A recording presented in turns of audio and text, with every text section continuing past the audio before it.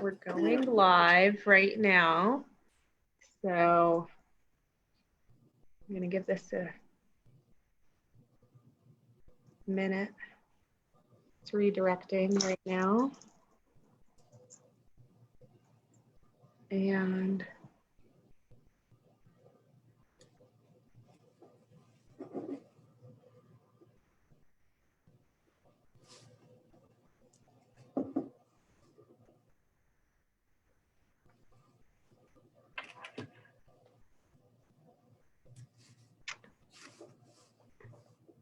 I'm just checking over here on my phone to make sure we're actually live on Facebook. And it looks like we are, Tina. I'm excited. Woohoo! Well, good morning, everyone, and welcome to our first video series that's for COVID-19. This is a newer effort that we're doing to outreach to our business community in light of everything that's going on. And we just have wanted to share with you a few educational resources to make it comfortable to work remotely so that you can stay proactive, engaged, and effective, but also address some of the issues that you're experiencing because of the situation we're in. And I feel like, Tina and I were just talking about this. Some of us have been doing this for a while and kind of innovative in our workforce. Others are having to really adjust. And I think that's a strong bulk of our following is like that. So today's topic is focused on how to balance work and family. So creating a family-friendly workplace at home. And I'm excited to have Tina Francone. She's a member of our board of directors, as a member of our chamber, has served office in the past, and she's going to give a quick overview of herself and her credibility as to why she's sharing on this video with me. But the style of this video is really going to be very informal. It's why we go live. We don't like to edit. We don't like to pre-record. We just like to hit everything at the front and be as welcoming and comforting as possible. And we hope that you're watching this from the comfort of your home. So I'll turn it over to you, Tina, to share a few words about yourself. Great. Well, thank you, and good morning, everybody who's joining us. I'm Tina Francone. I'm a small business owner. We've owned several businesses, RML Technologies, Straightforward Shooting, and Straightforward Consulting. And I'm also a mom and a wife, and we made the decision to homeschool our son. But we did still need to make a living, so having the flexibility to work from home and remotely school our son really allowed us to do that. So we've done this for probably going on 20 years, and certainly would help to entertain questions from you all as to how you're faring and how you're getting set up if you do have the possibility to work from home. Excellent. Well, thank you, Tina. And that just so happened to be facts that I actually hadn't known about you. I knew you were a mom, and you had a dear husband that's very supportive of everything that you're doing. And so when I reached out and heard that you were homeschooling, and that was kind of the reality you were in over the last few years. I want to say it was just yesterday for you until you said he was 20 years old, but but now he's back home because right? he's a freshman at CCU, and he came home because they closed campuses. And so now we're kind of back into that homeschooling milieu again. Awesome. So I'm going to go ahead and get us started with a few different comments that we've gotten along the way. And I hope we can kind of go through these quickly. And I know Tina's put together a best presentation as well, so we'll touch on those points. And what we'll do after this video is also include a link to the presentation, as well as kind of a top 5 takeaways, because what we really want you to focus on is, how do you explain to people, whether it's your employer, how you're having to work at home, how do you prepare for the situations that are dealt in your home environment, creating some sort of a system for people to communicate with you that are living with you, whether it's your kids or your significant other, husband, parent, or anyone else that's in your household. Learning the ability to compromise, which is something that we all, I feel, can continue to still learn until today, and then asking for help whenever we really need to. And then, like I said, there'll be other areas that we touch on. Those are 5 that we'll definitely hit at the start, and depending on the time, we'll add in some of the others. So the first that I wanted to touch on is explaining your job. So this is one of those that our employers now are aware that we have to trust employees and empower them to work from home. So what's one thing that you can do to try and effectively explain to, whether it's the people in your home or to your employer, the environment that you're in? Well, just communication is critical, and we talked about that earlier. Your family needs to know. And if, not everybody can work from home, not every employer will allow you to work from home, but it is critical that everybody knows what you're doing, and understand that your family probably doesn't really know what you do all day long. They see you leave in the morning, they see you come home at night, and even the closest of families really don't know what you do all day long. So help them understand, and also let them know that if it's possible and your employer allows you to, that your employer trusts you to work from home. So, but understand that you still have a job to do. So maintain your personal commitment to do the best job you can, and understand that others are depending on you to complete the job that you committed to in a timely manner so they can continue to do their jobs. So communication, number one, and having people understand that is really the key. So you mentioned communication. I thought that was great, because right before we hopped onto this video, I heard you opened your door and you said, "Hey, I'm about to get onto this video meeting that I have. Got to go do this." And I could hear in the background, "Okay, we'll keep it down," etc. So to me, you were effectively communicating to people, here's what I have going on. You obviously had shared that in advance as well. It wasn't just a random thing, but they were being considerate and also attentive to the fact that you're about to get onto a live stream, so you can continue to do your work. So this kind of loops us into a little bit of your presentation, Tina. You had some pretty good widgets under getting ready for work. So getting ready for work, being organized. What's an example for you that you would say about how do you get ready for work at home, or how can you be more organized whenever you're getting into the swing of things? I think it really helps if you consider that you are going to work. So while we all have the fantasy that we're going to work from home in our jammies, sometimes you have things like video presentations that you have to do. And so I respect you, Juliet, and all of you. So I actually did get dressed this morning and comb my hair, although it probably doesn't look like it. And,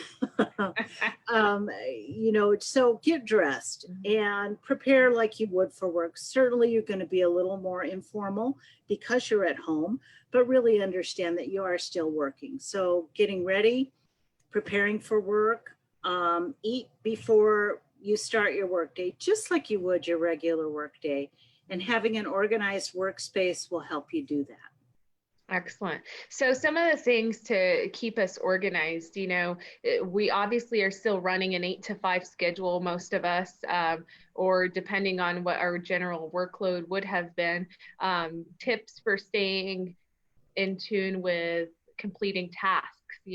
I'm a big planner person, for example. I have about 3 calendars that I sync onto my phone so I can make sure I'm at places. For me, I still am setting up calendar reminders with my Zoom meetings, with different links that we send out on what's taking place on a given day. But do you have any other tips as they relate to getting organized? I'm a big list person. So having just a killer organizational list of the things that I need to do today, the things that I need to accomplish today, and maybe looking out to the next week or so really helps me to get organized and to stay organized, because, depending, we talked about family. and the people in your home. If you have younger children in the home, your work schedule from home is probably going to needs to be a little more flexible. Older kids at home, I'll tell you, I got two, 20-year-olds home from college, and there are still, they still have needs. So does my husband. So building your schedule and really taking the time to organize your schedule, what you need to do, will really help you. And again, organizing your workplace, making sure that you have a spot to work from, and keeping that neat and organized will really help you move on through your day. Yeah, that's terrific. I love that. Which leads us, I mean, this could not have been, it's like we planned this, Tina, and I swear we did not. I love this conversation, being in two places and being able to communicate. Brian Dyes commented about that. I think that's terrific that we've been able to do that. So we talk about having kids in your home, and sometimes kids are not as focused. Sometimes adults aren't as focused, to be honest, but they get bored and they move from one thing to the next. So what can we do to prepare them if they are done with a task, or, they're getting antsy and they're interrupting you? Do you have suggestions for different things you can plan in advance? Sure. And planning, I think, is the key. So if you create a boredom box just of movies or art supplies, or even a chore list for them to do, I found that when my kid has come to me and said, I'm bored, I don't have anything to do, I just whip out my chore chart, and it's amazing that he can find something else to do other than, and his boredom is gone. But there are little tasks, and your kids do need to feel like they're involved in this whole thing as well. So even asking them to do a chore, this would really help me out. If you could take the trash out, if you could go check on the dogs, if you could feed them, something like that. So have a chore list is certainly age appropriate for kids. Movies, of course, you don't want your kids, watching movies all day long, or art supplies, games. We have a puzzle going on our dining room table right now. So stuff like that, you can drop in, you can drop out, really, I think helps bust the boredom. And right now we're still able to go out and be about. So we tuned up our bikes and go for a bike ride. Oh, I love that. Yeah. I love that. And I think that's so important. The phrase of a boredom box, I think that's a great way of phrasing that, and definitely making it more age appropriate. There are so many resources right now that are being thrown out, and actually we can combine this into a list, because we're also big on that in the chamber, but we can combine it into a list and make that available. We know the scholastics are offering some online, a lot of schools are offering some online education and different fun activities to engage kids at home virtually. And so having just various things like you were sharing, whether it's getting stuff done around the home and taking ownership in the home, especially for those older kids like your son who's back home, or if it's the younger ones and you're trying to get them to be more creative and to have more of an educational and a fun environment, you can do that and kind of keep it off to the side. It's kind of like those subscription boxes. I don't know if you get like those Stitch Fix and things like that. You just open it and it's clothing or something like that. You can have one box. It's kind of a surprise of whatever is in there, and the kid gets to do it. That's terrific. So on that note, I think we're going to go ahead and transition back to your slide pretty quickly. So while we're doing that, we tend to focus a lot on our personal things. And it might take over our professional time and the commitment that we have dedicated to work. So, you have a slide that's here that talks about being professional. So how can we do that? A second ago, before I went live, you saw my dog that was just like right beside my head in this video, and you're like, oh, cute dog. Well, it was right before this, so it wasn't too much of a problem to kind of move them away. But how do you maintain a level of professionalism so that you're not having, I would say toilet paper, but if anybody has toilet paper and their kids are throwing it at them, well, they could throw it over here. Yeah. But anyways, so you're not having to be blocking constant arms and hands and moving things. So do you have any tips for staying in that professional arena? Well, your organization will really, if you could take a few minutes every day, or even in the evening, to set out what your schedule is going to look like, and try and you'll need to schedule in personal time as well, but try not to do personal things during work hours. And because you're working from home, the ability to maintain a professional communication over the phone or in emails or over Skype is really going to be important as well. Understand that you're still working, and you represent your employer or even yourself if you're self-employed. So that's gonna, and I think it accomplishes a couple of things. It also establishes your professionalism and your ability to work and just kind of transition and into this new world that we're in. And also, I think it does, maintaining a level of professionalism really helps people feel comfortable that not everything is all up in the air, that some things are the same. So there's not a whole lot of change there. So even if you're home and you're in your jammies from your waist down, doing a video call, maintaining that professional tone in your written and your verbal communications is going to be important. And just stay connected with your clients or your business associates. That's going to be important, just like you would a regular business day. I love that. And I love, you had another example that I would love for you to touch on, kind of creating a system. So for the people that are in your home, so they know that you are maintaining professionalism and you're addressing your clients and your customers, and you're sending out the email, or you're on that meeting, or you're typing up, and you don't necessarily need an interruption, especially when you're researching, or, everyone that's writing, we all have writer's block. So once we have that amazing flow, we don't want interruption. So do you have some sort of a system that you would recommend that might work? Yeah, and again, we're back to communication, and letting your family know that I'm working right now. So please don't interrupt me. We used to have little door hangers. So red meant do not interrupt me unless something's on fire, or you're bleeding. So I would hang that on the door. Green meant you could come in, you could ask me questions, but my office is in the basement. So, and don't look at my messy back there, but we're in the basement. So typically when somebody needs me, they'll stand at the top of the stairs and yell. And if you're on a phone call or on a video call, that's disruptive. So just letting people know I'm going on to a conference call right now. If you need me, you need to either text me or come quietly to the door and let me know. But really, unless you're on fire, you probably shouldn't interrupt me, and I'll come up when I'm done. So unless you're on fire. Well, that's the joke in our house. Unless you're on fire or your arm's hanging off, don't bug me. But the compromise to that is to let them know that I'm going to let you know when I'm available. So once I get off this call, I'm going to go back upstairs and let everybody know, okay, I'm cool. You can, what do you need?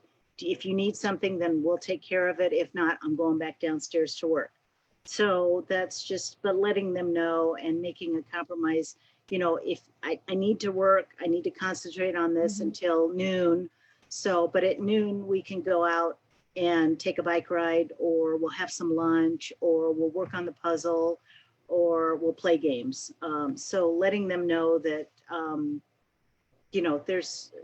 I do have free time too. So yeah, I love that door hanger idea that's there. Maybe a big sign since you're down in the basement now. But yeah, the ability to compromise and even schedule sometimes for those various activities that they might either need help with or might want that mental break so you can do. So one of the other things, you mentioned is asking for help. And I thought that was a great example whenever you were sharing if a kid comes over and is trying to ask you, what do you need? Or, you know, if your child's just kind of sitting around and you say, this would be really helpful to me to do. So, and I'm assuming that you freely communicate when you're needing that assistance from your family as well. Right. And it's important to let it's important to know that you can ask for help and understand that there are people that are willing to help you. I had a phone call with a business associate this morning who just lives in the neighborhood with me. We kind of call each other every couple of days to make sure, you know, are you doing okay? Do you need anything? What can I help you with? It's okay to ask people for help, and people will be more than happy to step up. So if your family or friends say, I'll help you out, or what can I do to help you?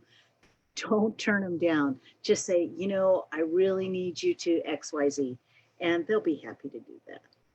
So how do you avoid, you know, multitasking so much that you become inefficient, or, you know, you get an alert on your phone because we're using so much technology that you're now on Twitter and you switch over to Facebook and then you're on Instagram and pretty soon you're checking out Snap filters and everything else, and you're not necessarily finished with the task that you were already started.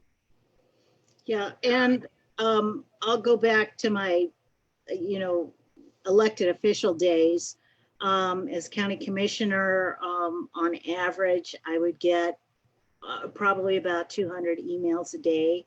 So trying to sort through them and trying to prioritize and figure out which ones I need to work on, and then overlay that with a very robust schedule of meetings and conferences, you know, was really, so time management was really critical. So, you know, your schedule and your organization that you do either the night before or the morning of, I'm going to get through 50 emails before, and then allow yourself a break. I'm going to take a 10-minute break to go get more coffee out of my Westminster Chamber of Commerce Love cup. that mug. Yeah. Or take care of personal business or whatever it is that you need to do. But saying, you know, blocking out time to say, I'm going to work on this for a half an hour, 45 minutes, an hour, and then allowing yourself a 10-minute break so you can just refresh and go back to it. You really do need to stay on track. And, you know, Facebook is really bad because you can really, I'll look up and I'll go like, oh, I've just killed a half an hour on Facebook. Right. So I really do need to stay out of those social media kind of venues during the workday, because otherwise it's just really a real distraction for me. Right. So I think we're at a good point that we can actually pause. I know, and it's about a 20-minute conversation. I do want to highlight, you know, we have had a couple of people that have hopped on, and some have commented. Dan was sharing, if you hear a beep or a chirp coming from your smoke detector, might need to be serviced with a 9-volt battery. You know, we've heard numerous other comments from people. Plumbing has come up as an issue as well. Because when's the last time you've had 5 or 6 people in your home or in your apartment at the same time doing that same demand? So just kind of making sure that you're checking up on your home facilities as well as those come up, so you are staying safe and keeping your family safe as well. But as a quick recap of everything we shared, thank you so much, Tina, again, Tina Francone, for hopping on, our board director, business owner, mom, and wife, for sharing kind of your perspective and expertise on this topic of balancing your work and home, creating that family-friendly environment, dedicating a space in your home to where you can have that professional atmosphere and more of a focused location. And then you shared with us a couple of tips from explaining to your family what your job is as best as you can, right? Because they always have a different interpretation. Explaining to your employer maybe what you have going on in your home and what you're working around to try and meet their needs. We talked a little bit about preparing. So preparing for the day by creating boredom boxes, whether it's an activity box for biking at a specific time, all the way to a chore list to get your family to help you so you're not having to do that stuff on your own in addition to the workload, even movies and art supplies, and even touched a little bit on the educational component, right? Right. There's a little bit of, or a lot more resources are coming out daily from various educational outlets that are giving those free resources to people to be using in their home. A little bit about the creative system. I enjoyed you sharing the hanger on your door or signage that says, it's great for you to come in, or hey, stop, back away, here's a red light, right? Because that's definitely what we need sometimes. And then I thought the compromising is definitely something that was a little bit of an example of, you finished up a task, you went up to check up on everybody and make sure they're okay. They shared with you, hey, I want to bake cookies, or hey, I need help with putting this together or that. And then your answer to them, if you had that break time, would have been, let me help you in those few minutes. Or if it's something that you can do later, let's take a bike ride around 3, 5, etc. So those are a few of the things, and being mindful and respectful of your employer and your own schedule. It's okay to be selfish and dedicate the time to complete the things that you need to. But quick list, but we got through quite a bit of it. I'll make sure that we include the PowerPoint. We include that top 5 list as well at some points over the next day or so into the comments portion of this and on our website. Be sure, if this is your first time tuning into our Facebook, that you like our page and that you start following so you can stay in tune with what's coming up. We are sending out daily digests to our entire business community, whoever subscribed to us, with updates. These updates include things like grant opportunities, loans that are out there for small businesses at 0% or at 3%, etc. They include city, state, and federal mandates. The website is westminsterchamber.biz/COVID-19-updates. I know that seems pretty, it's a mouthful, but if you go to westminsterchamber.biz, you can click on the home banner that says updates and you'll get the information. This was one of our videos that we've done. Let us know if there's any additional topics or things that you would like seen. Are you running into various things as you're adapting to a business that we should try and get an expert to talk on for you? This was our first one. We have another topic that's on Monday, stress management, how to deal with either yourself, your family, employees, if you're an employer, how to deal with the stress of COVID-19. Then we have a virtual meeting session that's planned for the following Tuesday, another that's focused on e-commerce for your business, so how to go online with your online sales, how to find those customers, and then another that's planned out for how to have a social media strategy that engages with your audience. So there's other things that are coming in the works. As they are coming up related to our webinars, we'll include them on our Facebook page. We'll also include it on the updates page. Tina, am I forgetting anything else? No, you really do need to go look at that. The Westminster Chamber page is very comprehensive. And, you probably all are getting the same emails that I'm getting every 15 minutes with updates and helpful hints. I'll just say that the Westy page, thank you, Juliet, is really fairly comprehensive, and it really is a one-stop shopping page. You pretty much get everything you need on that page. Absolutely. Well, thank you, Tina, for taking the time. And thank you, everyone, for sharing with us the resources and letting us know as things are coming up, so we can be sure we continue to include all of that and update that page continually. So it does take a village to make sure we all move through this as best as we can. If you're a business and haven't already, complete our survey. It'll take less than 5 minutes. We want to know, are you open? Are you around? What are you doing that's safe, hygienic, healthy, friendly, and what can we communicate out to the public?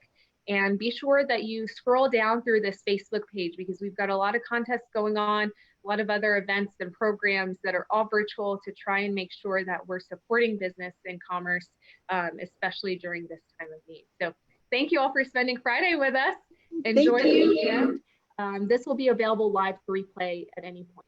Thank you.